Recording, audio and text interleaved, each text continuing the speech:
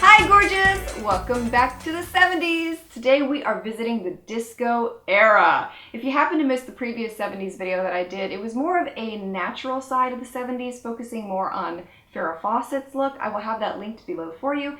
But this is disco and it's fun. Disco makeup was shimmery, glittery, glossy, and designed to be seen. So you can only imagine how much fun this kind of a look was to recreate. Women's liberation and feminism were growing in popularity in the 70s, and this had a direct impact on advertising and the cosmetics industry. And makeup trends are very cyclical, much like fashion trends, so they tend to come back around every couple decades or so. And in the 70s, what we see is a resurgence of the 20s and 40s makeup trends. And these were brought about by movies that were released at the time called The Boyfriend and The Great Gatsby, among many others. And you may remember also that when The Great Gatsby was remade for us in 2013, there was a huge resurgence of 1920s trends, from clothing to makeup. I know myself that the 1920s video that I did got a huge spike in views during that time. It was crazy. One of the most interesting things I discovered while doing my research for this video was that a lot of the trends for the disco makeup were inspired by singers, which is so much more different than any of the other historically accurate videos I've done, which have been more inspired by actresses, movie stars, models. But the disco era was all about the singers, and the most popular one in the 70s for disco makeup was Donna Summer. She was the queen of disco makeup. And other singers that inspired makeup and hair trends included Debbie Harry, Cher, and Susie Sue, which I did also do a 1970s punk tutorial that you're welcome to check out that was inspired by Susie Sue. So let's hop on the groove train and I will show you how to recreate a historically accurate 1970s disco face. First eyeshadow I'm using in this look is one of the L'Oreal Infallible shades in Burst Into Bloom, and this is a light lavender eyeshadow. It has a shimmery finish to it, and this type of finish was very popular in the 70s. Mattes were also popular, but they were more for the natural side. For the disco side, you want something very shimmery and iridescent. Popular colors were blues, greens, and purples. Earthy shades were also very popular, but they were reserved more for the natural look of the 70s, not so much used in the disco looks. Eyeshadow was also applied into a cat eye shape, and so I'm taking a fluffy brush here and using that to extend it out past the outer corner of the eye and create more of a winged shape.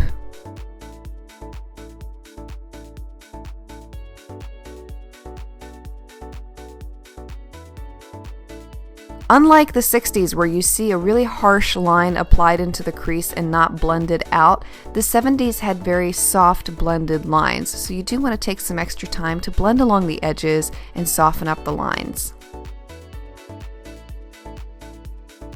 Then I'm taking the shades Improvise and Instinct from Stila's In the Moment palette, and I'm using Improvise to deepen up the outer V of the eye. There was usually just one color applied all over the lids in disco makeup with an optional brow highlight applied underneath the brow bone.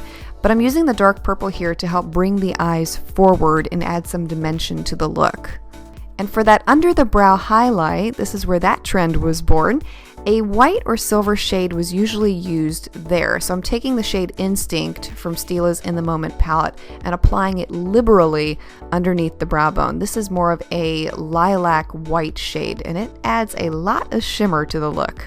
Eyeshadow was also applied heavily onto the lower lash line, so I'm taking a mixture of Improvise and Burst Into Bloom and blending these two eyeshadows along the lower lash line. And for my lashes, I'm taking two pairs of Inky Minky lashes in the style White Lie, False eyelashes were still worn in the 70s, but they were more natural looking than they had been in the 60s. And we look kind of weird without any eyebrows, so we're going to have to add those in. I'm using the Inglot Brow Defining Gel in the shade number 14 and filling in the eyebrows. Eyebrows were kept on the thinner side, so I'm not filling mine in as thick as I normally would, and the thin curved brows were reminiscent of the Art Deco skinny brow that was very popular on Liza Minnelli in the film Cabernet. It's amazing how movies have such an impact on makeup trends of the moment, isn't it?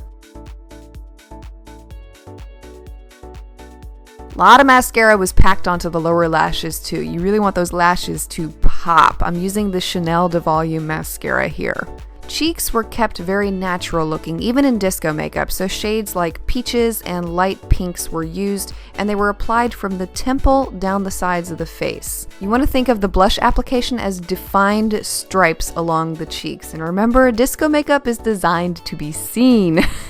For lipstick, there were a lot of very popular colors, including plums, mulberry, and cranberry shades, as well as pastel peaches and pinks. So you could go with a light peach, like I have done here with MAC's Pure Zen, or you could go with something a little bit more bold with something like Wet n Wild's Divinely Chilled. There were a lot of really popular hairstyles in the 70s, first being long, straight hair, and Cher made this look very popular. To get hair really straight, it could be ironed underneath a brown paper bag. Not very good for the hair, but it worked. The shag was also a very popular haircut, and this is a unisex cut, so it worked for men and women. It was a no-frills cut that involved evenly progressing layers with graduated sides and a full fringe in the front. The Beige boy haircut was also very popular, and this is one that we would call today the bowl cut, because that's what it looks like. Looks like you put a bowl on your head and just cut around it. And one of the most popular hairstyles of all was the afro, and this encouraged the African American community to embrace their natural hair structure.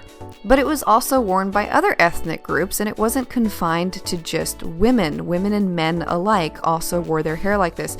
People with very curly hair loved to wear the afro as an alternative to the uniform long straight hair trend of the 70s. So that's the style that I decided to go with, because to me this speaks 70s disco, and I love that natural hair structure was being embraced in the 70s, because my hair is naturally very curly and very big, so yay for big curly hair.